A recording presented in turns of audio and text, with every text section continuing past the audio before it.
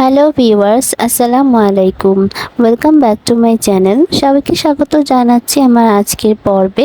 আর আজকের পর্বে আমি শেয়ার করছি খুবই রিফ্রেশিং একটি ড্রিঙ্কস, যেটা কাঁচা আম দিয়ে তৈরি আম পোড়া শরবত বা আম পান্না তৈরির রেসিপি। তো চলুন দেরি না করে দেখে নিই কীভাবে এই প্রচণ্ড গরমে এই কাঁচা আমের রিফ্রেশিং ঠান্ডা ঠান্ডা শরবতটি তৈরি করে নেওয়া যায়।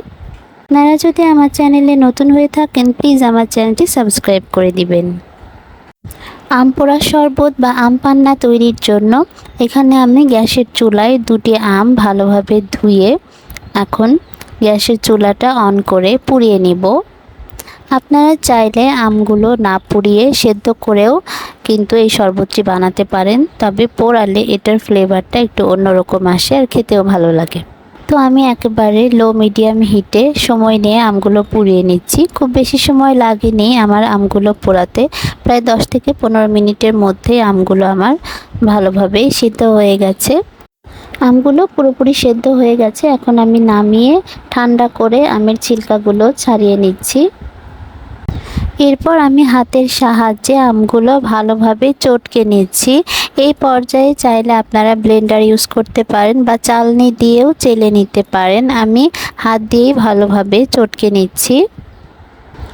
আমগুলো চটকে নেওয়া হয়ে গেলে এখানে আমি 4 টেবিল চামচ পরিমাণ চিনি দিয়ে দিচ্ছি।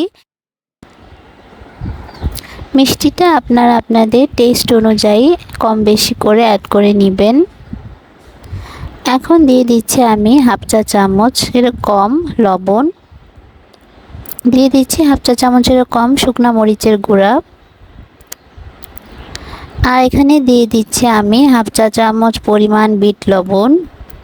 এখানে চাইলে আপনারা ধনেপাতা পেস্ট করেও দিতে পারেন বা পুদিনা পাতার পেস্টও দিতে পারেন, তবে আমার হাতের কাছে এগুলো কিছুই নাই, তাই আমি ইজিলি এই অল্প কিছু উপকরণে শরবতটা তৈরি করে নিচ্ছি। এখন আমি 2 গ্লাস পরিমাণ ঠান্ডা পানি দিয়ে দিচ্ছি। পানিটা দিয়ে ভালোভাবে আমি মিক্স করে নিচ্ছি। এই পর্যায়ে চাইলে ছাঁকনির সাহায্যে ছেঁকে নিতে পারেন, কিন্তু আমি ছেঁকবো না, জাস্ট উপর থেকে এই পোড়া অংশগুলো তুলে ফেলে দিব। দিয়ে একটি গ্লাসে আমি কিছু আইস কিউব দিয়ে শরবতটি ঢেলে উপর থেকে একটু কাঁচা পাকা মরিচ সামনে থেকে চিড়ে দিয়ে দিয়েছি। তো তৈরি হয়ে গেল আমার ভীষণ মজার ঠান্ডা ঠান্ডা আম পোড়া শরবত।